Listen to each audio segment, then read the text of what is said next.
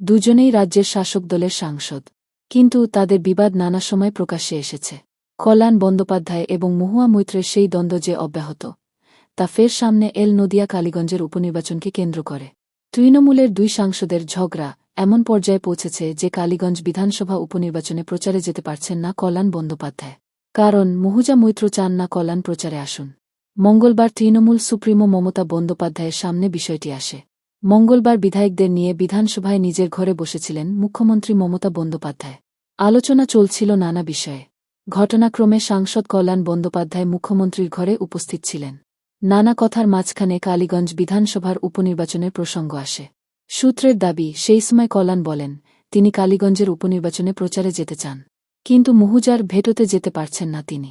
সূত্রের দাবি, কল্যাণের বক্তব্য শোনার পর নাকি মুখ্যমন্ত্রী আইপ্যাকে ফোন করেন এবং ফোনে যাবতীয় আপডেট নেন।